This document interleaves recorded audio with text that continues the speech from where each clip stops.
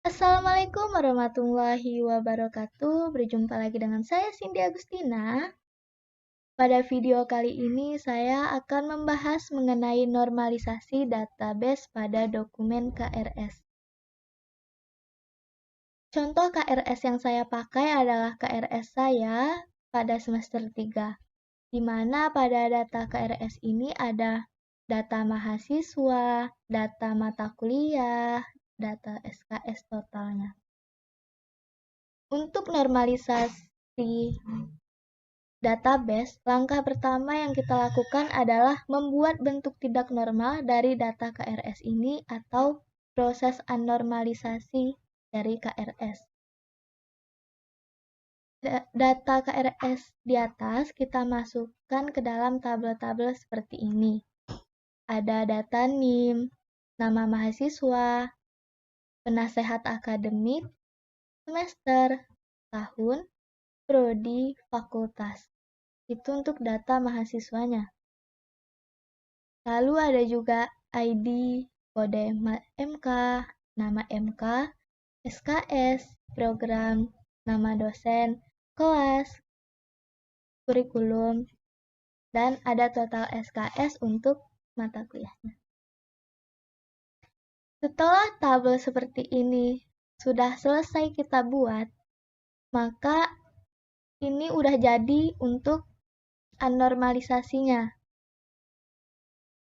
Selanjutnya kita masuk ke langkah kedua, yaitu proses normalisasi tahap 1 atau dalam bahasa Inggrisnya One Normalization Form.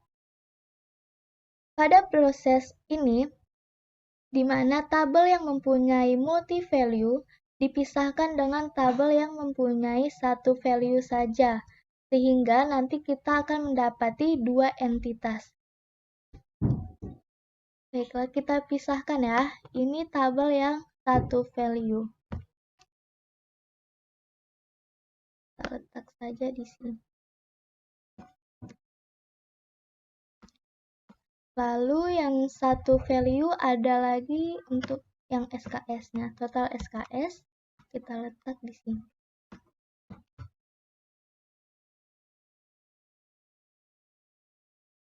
Nah, ini udah jadi untuk yang tabel satu value-nya. Kita beri nama entitasnya yaitu mahasiswa.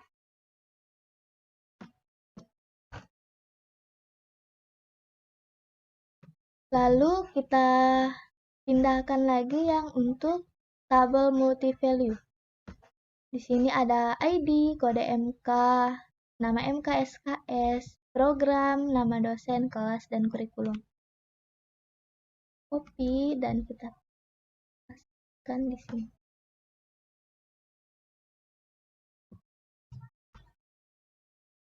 Nah, untuk entitas ini saya buat mata kuliah, nama entitasnya. Setelah kita buat tabel seperti ini, maka ini adalah hasil dari proses normalisasi tahap 1 atau tahap pertama.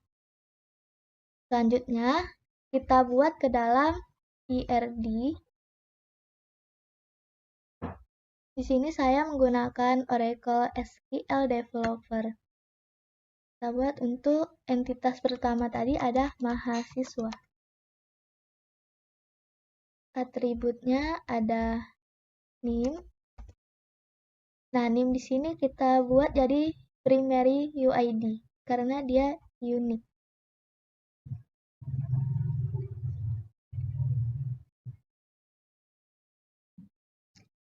Setelah NIM, kita buat atribut yang kedua ada nama mahasiswa.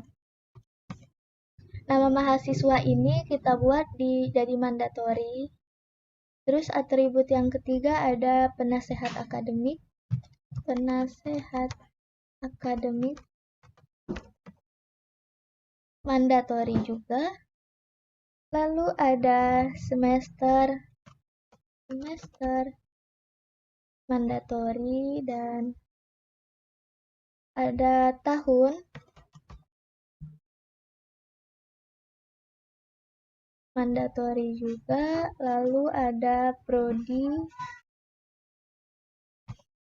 prodi, mandatory.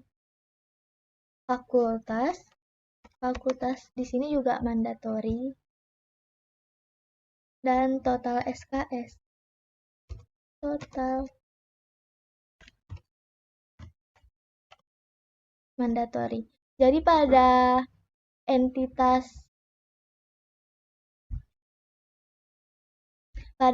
mahasiswa yang jadi UID adalah NIM, sedangkan yang lainnya itu adalah mandatory.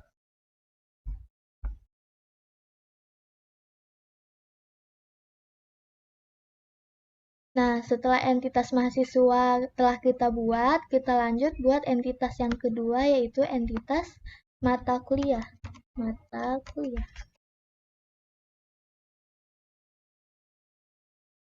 Entitas mata kuliah tadi, atributnya ada ID. Nah, ID ini jadi primary UID. Terus ada kode MK. Kode MK jadi mandatory ya. Terus ada nama MK. Mandatory juga. Lalu ada SKS. Mandatory. Terus program.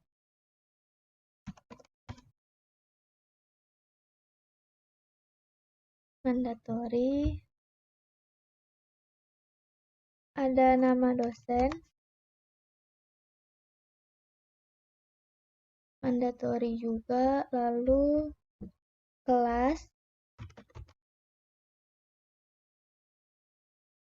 Dan yang terakhir ada kurikulum untuk atribut di entitas mata kuliah. Dia mandatory juga. Jadi pada entitas mata kuliah ini yang menjadi UID-nya yaitu adalah ID.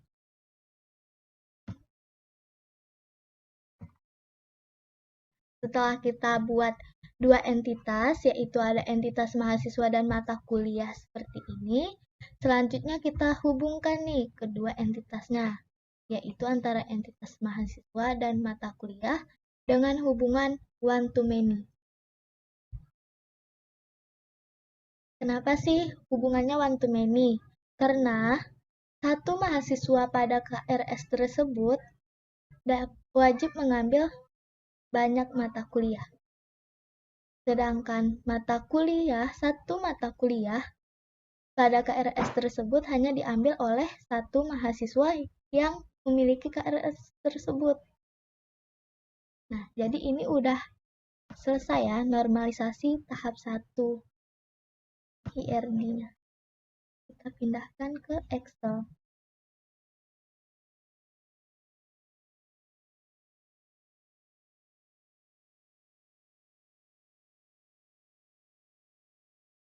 Nah, kita kopikan ke sini hasil normalisasi tahap 1. Selanjutnya, kita masuk ke langkah ketiga, yaitu proses normalisasi tahap kedua atau to normalization form. Di mana normalisasi tahap 2 ini kita akan menentukan atribut yang non-UID, tetapi dia berhubungan dengan UID. Kita lihat di tabel ini. Di sini pada entitas mahasiswa di normalisasi tahap 1, itu kan UID-nya itu ada NIM. Nah, NIM ini dia berhubungan dengan nama mahasiswa dan penasehat akademik. Jadi, kita satukan.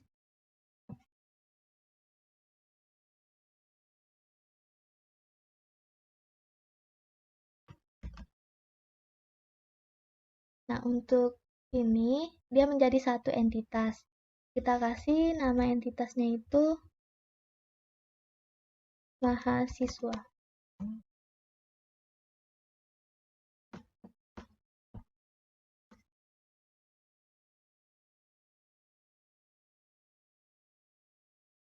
Lalu, ada di entitas mata kuliah pada normalisasi tahap 1, yaitu ada ID. Nah, yang mana ID ini akan menjadi UID dan berhubungan dengan nama dosen. Jadi kita kopikan ya. ID berhubungan dengan nama dosen.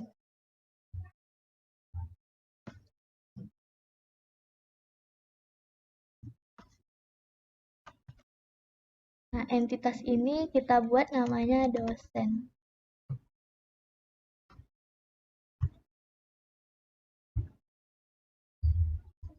Nah, lalu ada juga nih kode MK. Dia bisa menjadi UID dan berhubungan dengan nama MK dan SKS. Jadi kita kopikan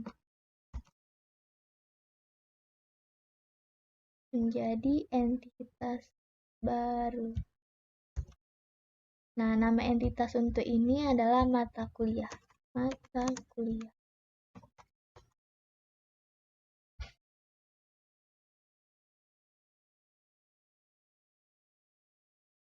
Nama entitas untuk ini adalah mata kuliah. Kita kan udah dapat nih 3 entitas yang atributnya non-UID berhubungan dengan atribut UID. Maka ada atribut non-UID yang tidak memiliki hubungan dengan UID. Seperti semester, ada tahun, prodi, fakultas, total SKS, kurikulum, kelas, dan program. Nah, kita pisahkan, kita buat entitas baru untuk atribut non-UID yang tidak berhubungan dengan atribut UID. Selanjutnya kita akan menghubungkan semester, tahun, dan total SKS. Semester, tahun,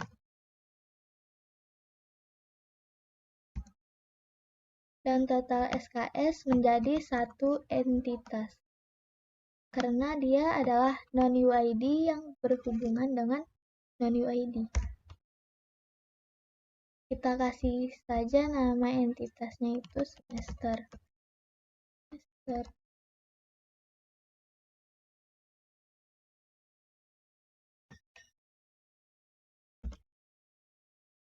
Lalu selanjutnya yang belum ada entitasnya, termasuk ke dalam entitas, yaitu ada prodi dan fakultas. Ini kita satukan aja.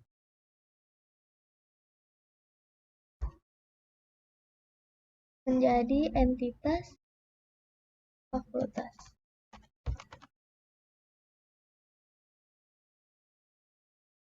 Selanjutnya, kita buat entitas kelas yang isinya itu ada kelas, kurikulum, dan program. Kelas, kurikulum, dan program.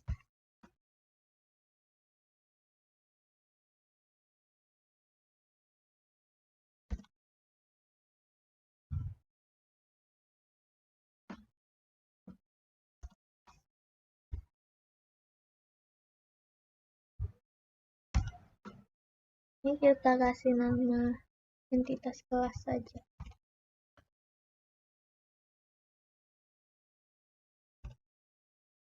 Nah, jadi udah terdapat 6 entitas yang mana yang non-UID berhubungan dengan UID ada 3 entitas, yaitu entitas mahasiswa, dosen, dan mata kuliah.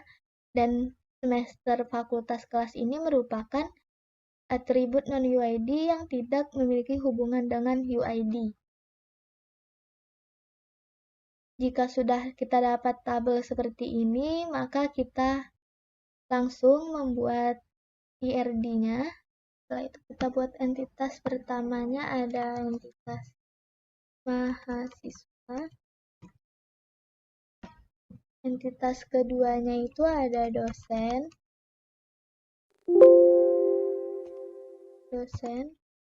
Entitas ketiganya ada mata kuliah. Terus ada entitas selanjutnya itu semester, fakultas, dan kelas. Kita rapikan dulu ya.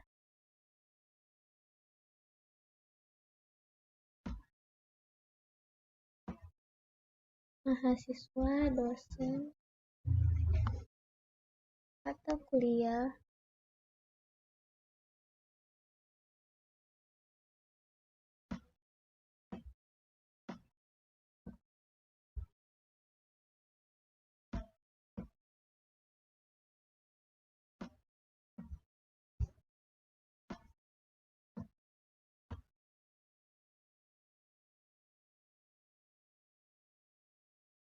Nah, setelah itu kita akan menghubungkan yang pertama itu adalah mahasiswa, entitas mahasiswa dengan dosen.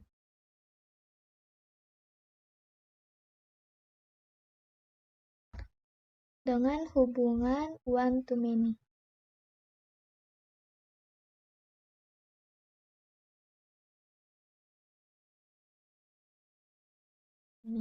Kenapa one to many? Karena satu mahasiswa bisa memiliki banyak dosen, sedangkan satu dosen hanya mengajar satu mahasiswa yang ada di KRS tersebut. Untuk kasus KRS tersebut.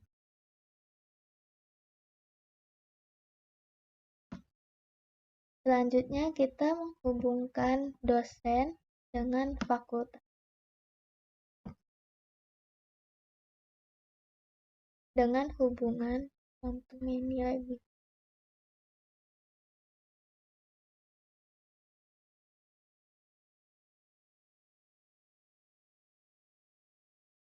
Many-nya di dosen. Dan ini many.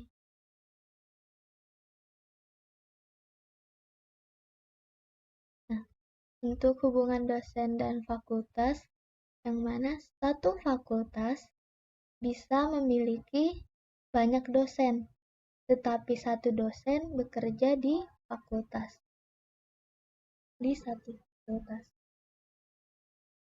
Selanjutnya, kita hubungkan antara entitas mahasiswa dan entitas semester dengan hubungan one to many.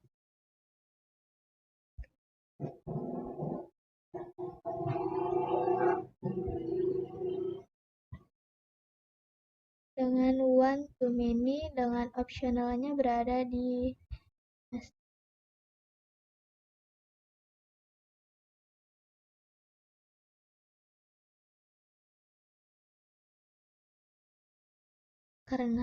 Kenapa one to many? Karena mahasiswa pasti memiliki lebih dari satu semester. Sedangkan satu semester bisa dimiliki oleh satu mahasiswa pada KRS. Lalu kita hubungkan lagi dengan entitas mata kuliah. Hubungan antara dosen dengan entitas mata kuliah adalah many to many.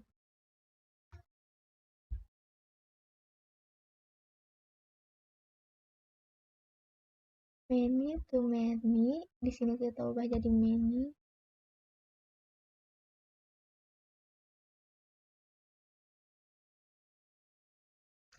Kenapa entitas dosen dan entitas mata kuliah ini many to many?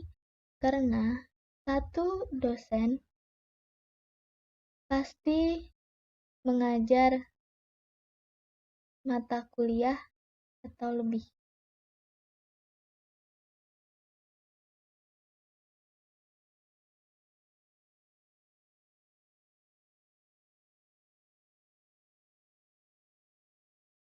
Kenapa entitas dosen dan mata kuliah ini hubungannya many to many? Karena satu dosen pasti dia mengajar mata kuliah satu mata kuliah atau lebih. Nah, entitas dosen dan entitas mata kuliah ini dihubungkan dengan hubungan many to many. Kenapa sih many to many? Karena satu dosen pasti mengajar satu mata kuliah atau lebih. Sedangkan satu mata kuliah bisa diajar oleh satu dosen atau lebih. Gitu. Makanya di sini di dekat entitas mata kuliah ini garisnya putus-putus karena dia bisa. Dia tidak pasti. Terus dari mata kuliah ini kita hubungkan juga ke semester. Dari entitas mata kuliah kita hubungkan ke semester dengan hubungan one to many. Dari entitas semester kita hubungkan juga nih ke entitas mata kuliah dengan hubungan one to many. Kenapa one to many? Karena satu mata kuliah pasti ada di satu semester. Sedangkan satu semester pasti bisa memiliki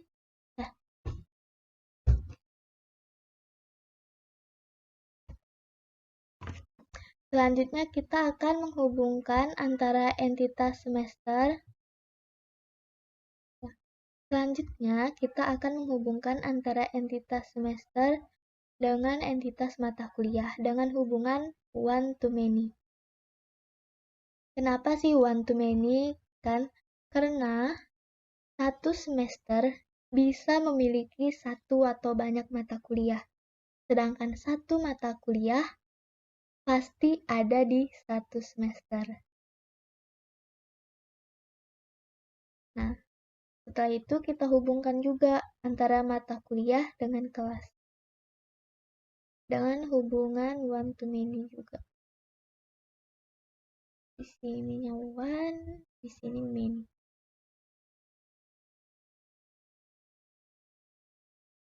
Garisnya yang vertikal di sini.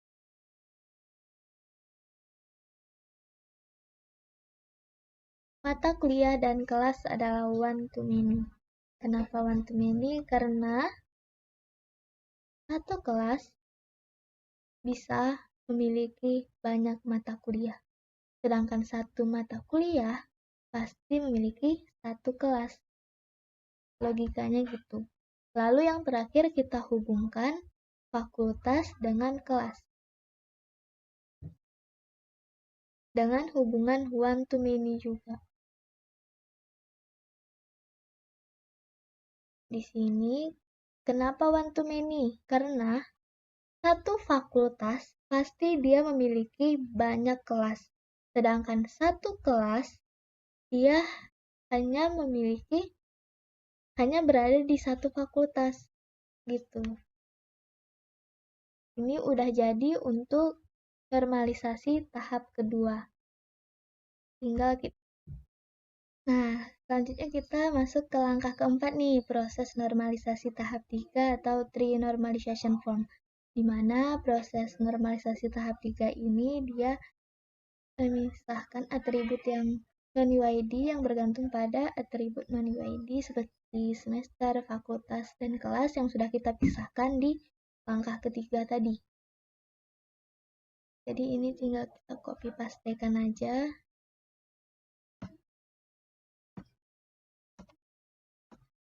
Kita letak di sini.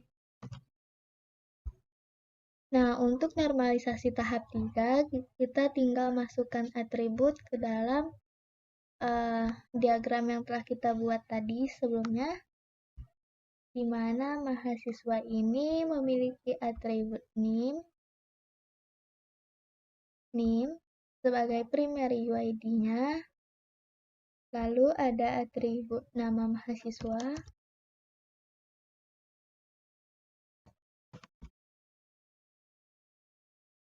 nama mahasiswa ini mandatory, dan kita juga membuat atribut untuk penasehat akademik mandatory. Terus untuk dosennya, kita memiliki atributnya NIM sebagai dosennya sebagai ID. Dan untuk dosen, dia memiliki atribut ID sebagai primary UID. Lalu ada nama dosennya. Nama dosen sebagai mandatory. Oke. Terus yang untuk fakultas, ada atribut fakultas. Atribut fakultasnya mandatory dan prodi. Prodinya juga mandatory. Nah, pada semester ini ada atribut untuk semester yang mandatory, terus ada tahun mandatory juga, dan total SKS. Total SKS mandatory juga. Terus ada mata kuliah nih. Mata kuliah ini dia memiliki atribut kode MK. Kode MK ini kita tetapkan sebagai primary UID. Terus atribut kedua ada nama MK, nama mata kuliah sebagai mandatory. Dan ada SKS. SKS mandatory juga. Yang terakhir untuk entitas kelas, kita memiliki atribut kelas sebagai mandatory, lalu atribut kurikulum mandatory juga, dan yang terakhir ada atribut untuk program mandatory. Nah, udah selesai nih IRD untuk normalisasi database tahap ketiga pada KRS. Kita copy paste. Kita masukkan ke tekan IRD-nya ke Excel tadi. Baiklah, udah selesai langkah-langkah dalam normalisasi database dokumen KRS. Ada normalisasi dari proses anormalisasi, proses normalisasi tahap 1, tahap 2, dan tahap 3. Semoga apa yang saya sampaikan bermanfaat, dan apabila ada kesalahan dan kekurangan mohon dimaafkan. Sekian, terima kasih. Wassalamualaikum warahmatullahi wabarakatuh.